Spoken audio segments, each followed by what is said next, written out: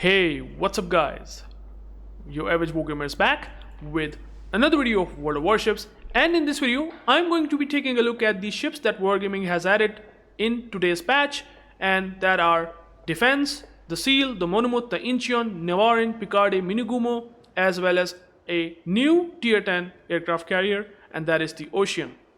So in this video I will just simply give you a brief idea what this ship is capable of, and whether it is too strong, too weak, or mediocre, and whether you should spend your doubloons for tier 10 ships like they have added for doubloon sector, or your coal or research point for these ships like in the case of Defense.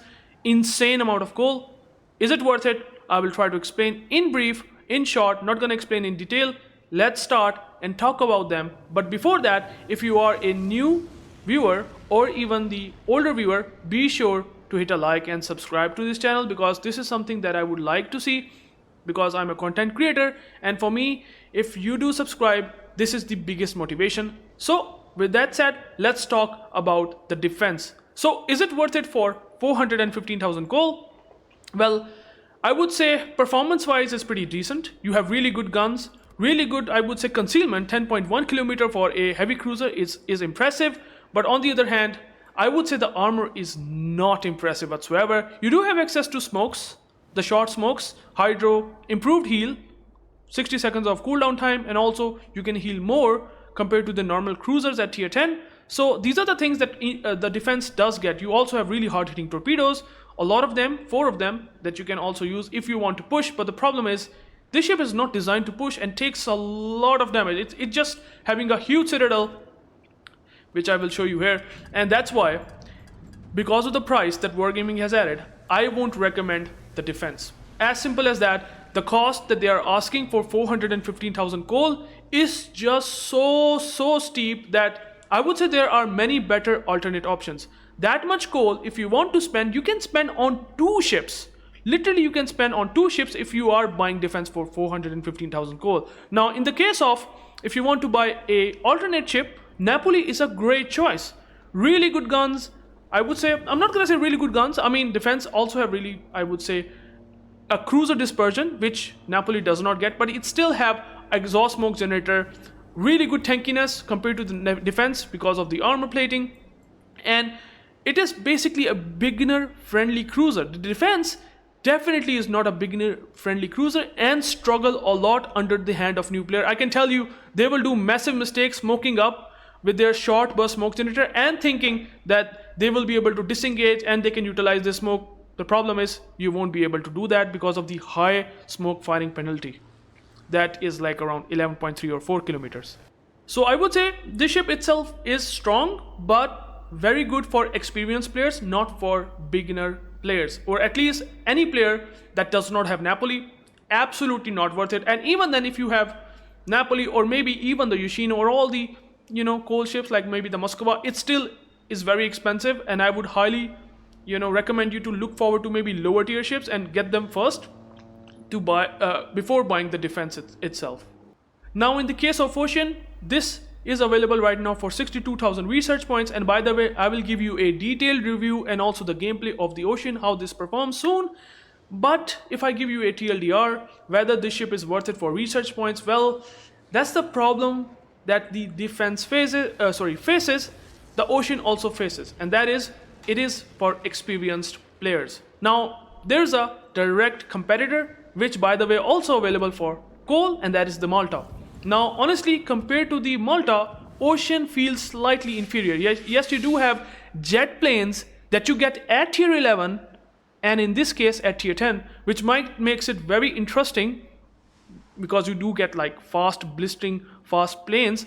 But the problem is their damage output from the attack rockets and bombers are, I would say, inferior. And I would say if you compare it with the Malta again, the Malta AP bombs deal citadel damage, do a lot of damage to light cruisers, whereas the bombers, they deal HE damage and they have less damage. I mean, they do have decent penetration compared to the, I would say, audacious planes, but even then I still say that these are very much more reliant on dot damage over time with the fires and floods, and that's why you need some experience playing them with these planes, and also even the torpedo bombers having less damage compared to the Malta torpedoes. So They do hit hard, the Malta ones. Yes, they have recently buffed the arming distance, which kind of makes them a bit interesting, and you can land quite a lot of torpedoes compared to the Malta maybe, but even then, if I can just give you a DLDR, and by the way, the weakness is, just to give you an idea, that it does have a squishy hull, very squishy hull compared to the Malta. It can be overmatched by 457s. Yes, you do have amazing concealment, but even then,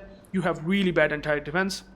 Something that you should know. And also you do have the smokes. Yes, you do have smoke curtain generator, which might makes it interesting, but even then, upon all of the strengths, like the jet planes and the smokes that you get to recent aircraft carriers, like in the case of Shinano or also the A6, you are also getting that in ocean. Even then, I will try to avoid this aircraft carrier, and maybe if you might be a very dedicated CV player, then you should buy it because it's definitely unique, but not so powerful even, I would say, compared to the Malta. Malta seems to be superior, but Malta is, again, compared to the Shinano, it's definitely not that good. But again, these are the things that if I come up to the nitpickings, I can just make a video entire day and we can talk about it. But I will give you a TLDR. In my opinion, avoid ocean unless you are a very experienced player. Okay, so if we take a look at the Incheon, which right now available for 26,300 doubloons, and you can also even apply a discount, 25% discount. I don't exactly know whether you can do it or not, but if you can do it, you can get it cheaper. But is it worth it? Well, in terms of the ship performance, again, purely based on ship performance, not for its cost, I would say Incheon is really good. Without a doubt, compared to, I would say, the Monmouth, it's definitely good. Maybe if you want to get one ship for doubloon, maybe it's just maybe, because I never like to spend doubloons in this game whatsoever. This is insane in price, and honestly, you maybe can get it via trade-in event or at some point in future, maybe for coal, I don't know, but maybe we get the better opportunity. Remember, this Incheon used to be available in Wishing Wharf event where people spend tons of money, and now we are back to that point where you can even apply a discount coupon. So it's slowly but gradually getting cheaper, right? I know there might be some players who definitely would say that yes, I have bought Incheon for tons of doubloons. It's way cheaper than how much I have spent doubloons on, right? It's definitely cheaper. So maybe I would say wait. But if you really want to get one ship, again, the same thing. This is really subjective. I know some players do have money, and if they want to spend on one ship, I think Incheon should be the one. Really good guns, Des Moines guns, destroyer dispersion, so you get really good dispersion overall. Not cruiser, destroyer dispersion. You do have less torpedoes, so it's kind of like the bigger Jinan brother, the Incheon, having less trop but better gun performance, and also you do have access to smokes, and you have decent smoke firing penalty unlike defense. And honestly, compared to defense, if the Incheon gets available for coal, I think I will just never see defense and will never ever recommend defense in future if you get the Incheon, honestly, because Incheon is that good in coal price compared to defense. But in doubloon price, it's very debatable, it's very subjective, and even though you do have really decent anti-defense, you also have defense wave fire, smokes, you can really make this ship work. It's a good ship without a shadow of doubt. I'm not going to explain in detail, I can make an entire dedicated video, maybe if I buy it I can make the video, but I would say it's a good ship. And if you want to spend money, sure, you can get it. But for me, I will not do that. I might buy this ship in the Santa crates for myself. Now we have the tier 10 British cruiser Monmouth. And honestly, I will try to avoid this ship, even though it's pretty decent in its gun performance. It, by the way, has Des Moines pan angles that you also find also in the Incheon as well as in the defense. Yes, it does have improved firing angles, and even then I will not really recommend you guys, because if you have to maybe get one ship, maybe the Incheon should be the one. The reason is that it does have, I would say, amazing guns, cruiser killer guns, without a doubt. It has, with this improved pan angles, it just does insane damage. But the problem with the Monmouth is that it does have a huge citadel. It does have super heal to compensate, but your firing angles will definitely gonna make your life worse. It does have really bad firing angles, kiting firing angles, as well as even when you are pushing, the firing angles will definitely gonna make your life hard. And especially if there are other cruisers, like for example the Petro, the Stalin, you will definitely gonna struggle to utilize your back gun. So that can be a difficult thing, and you don't have access to smoke like you might find on the defense, Incheon, and even its pretty much similar brother, the Gibraltar, by the way, available for research points. So it's kind of feel like Gibraltar in a different way, having better shell velocity and better sort of guns, something like that. But even then, it's pretty much feels similar compared to Gibraltar in a different way, that you do have a different armament, your guns are different, in terms of how the shell velocity performs, and also does not have access to smoke. But even then, I can't go into the details, and I will give you a TLDR, not worth it. Do not try to spend that much money. And if you want to get one ship, Incheon might be your first pick. This shouldn't be your first pick whatsoever, for me at least. Okay, so now the next ship at tier 10, well, it's a submarine, and honestly, it kind of changes the trend of wargaming adding, or I would say in future, low damage torpedoes. I would say SEAL is the one that breaks the chain and let wargaming come up with designs, like for example, in the case of, we have the Japanese submarine, I don't remember the name, I know BA Rona Whale, or I-5644. Well, that alongside with the SEAL, they have break the chain and make wargaming to make torpedoes on a submarine that homes onto a target and deal devastating damage and do better than destroyers itself. Like in the case of the SEAL, it is insane. You can do almost slightly more than 14,000 damage with the help of upgrade, and they are insane in damage. I can't emphasize enough that this ship is ridiculous compared to the U-2501, which is a tech-free submarine for Germans. This seems to be straight up better, and also, by the way, compared to the tier 10 Thrasher, honestly, this seems straight up better.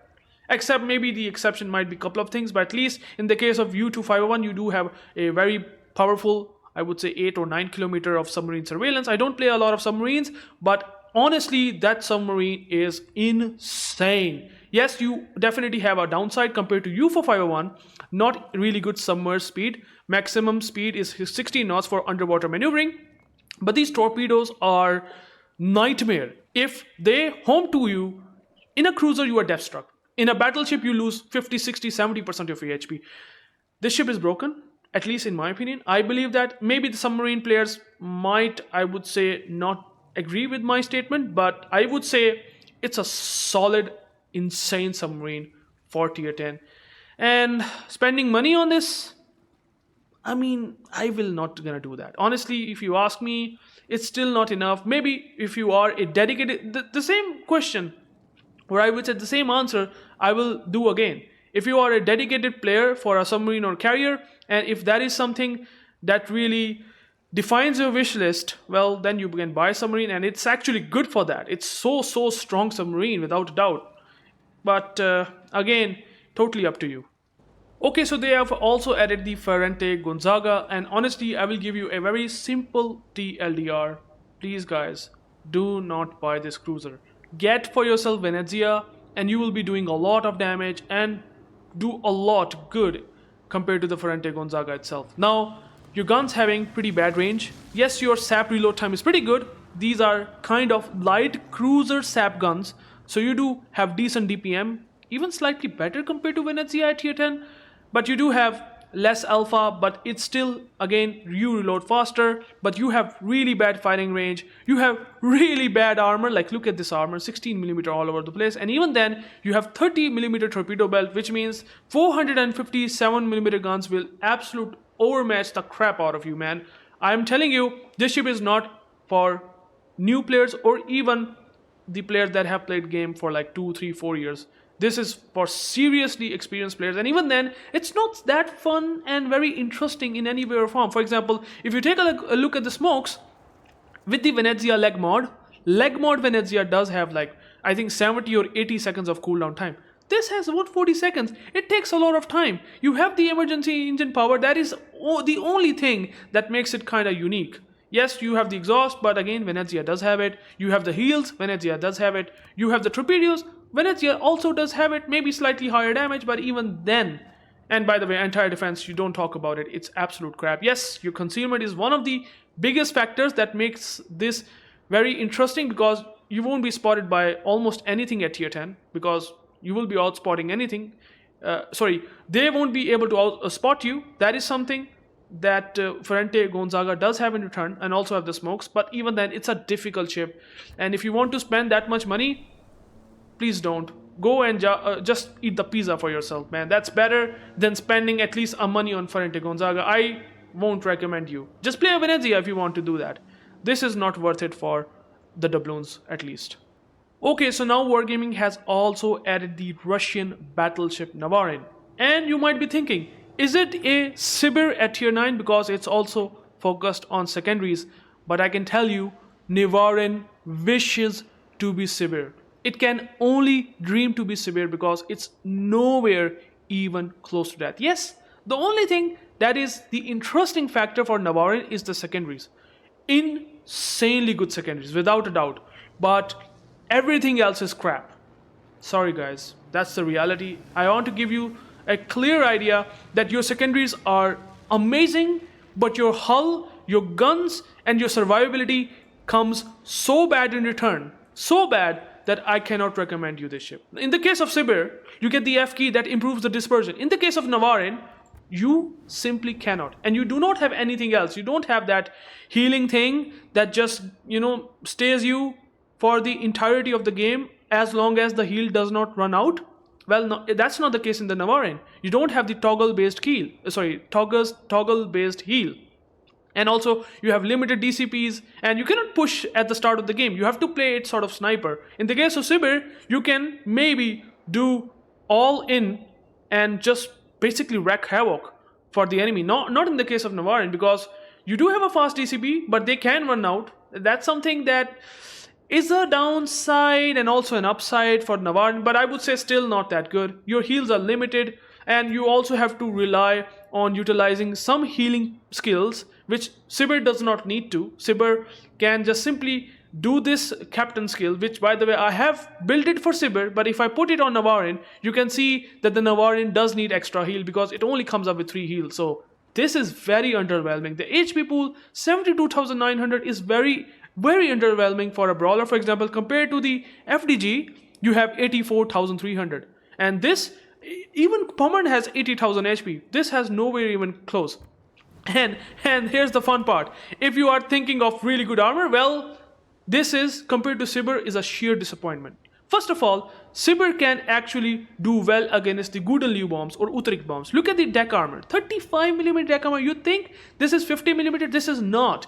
The Guden can chew you alive. I can tell you, you take so much damage from the Guden airstrikes, from the Utrecht airstrikes. If I'm not wrong, they have 37mm pen on the bombs.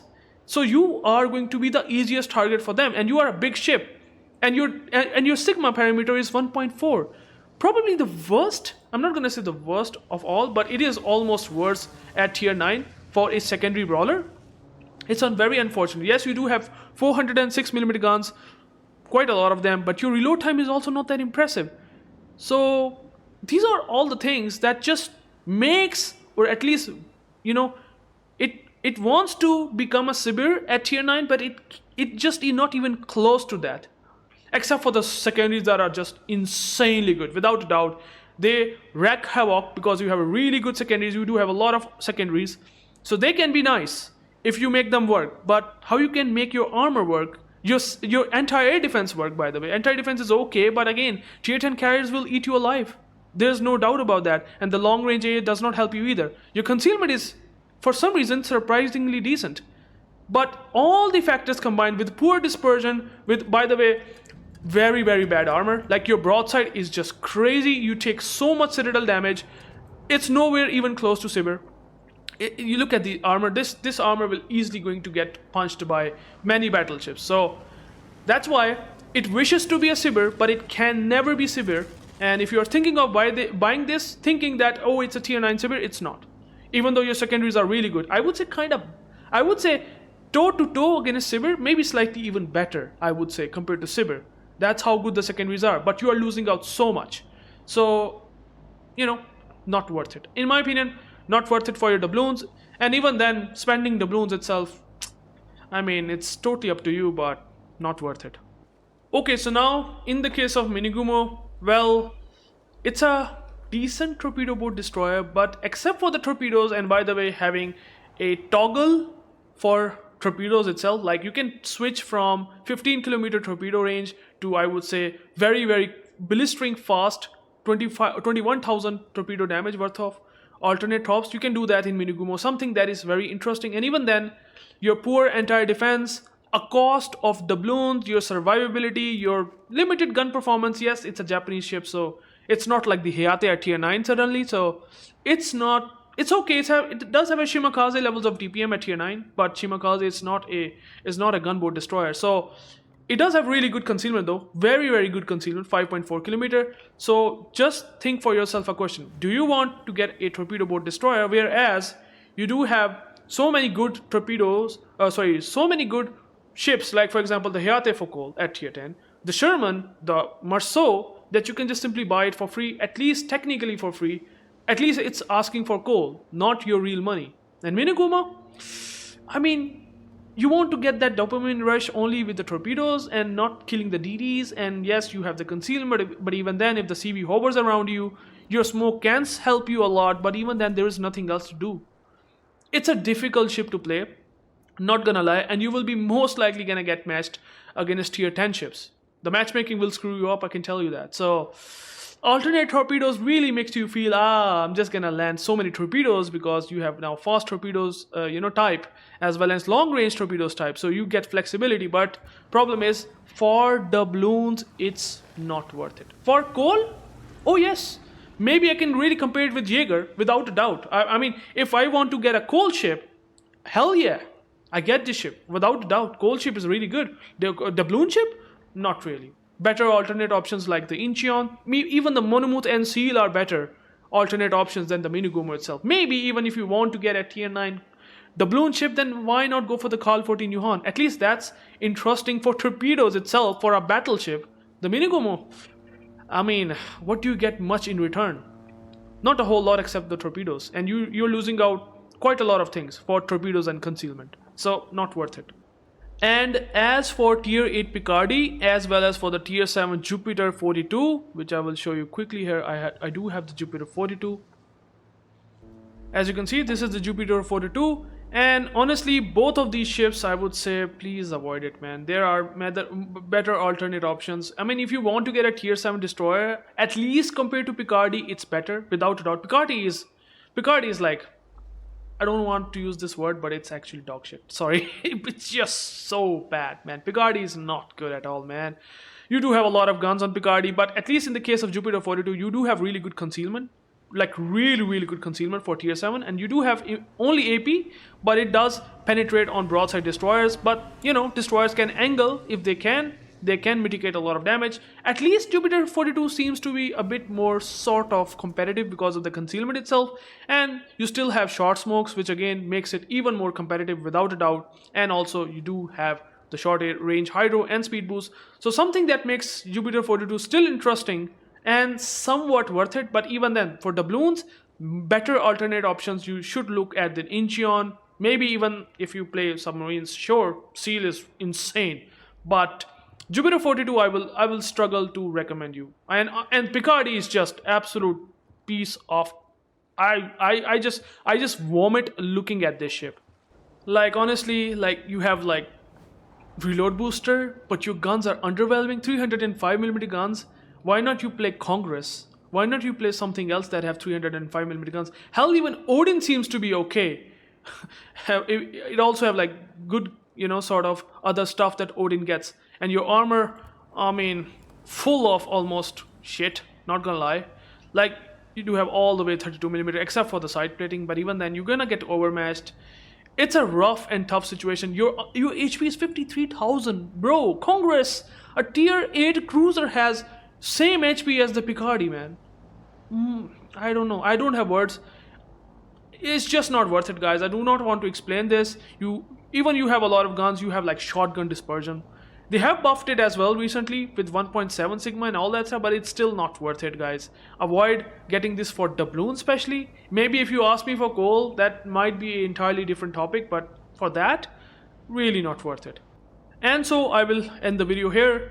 What do you think? Let me know in the comments. Are you really looking forward to get a doubloon ship? Which again, at the end, I would say try to avoid it. maybe wait for the trade-in event, or maybe wait for the Santa crates if you do have a lot of ships in your port.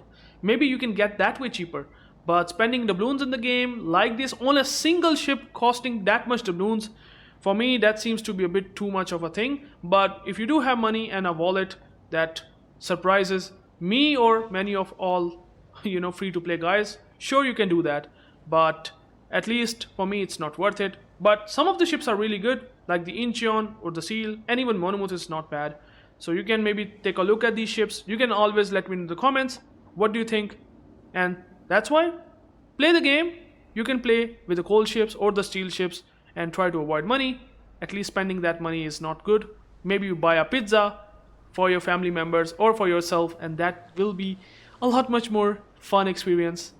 Peace out.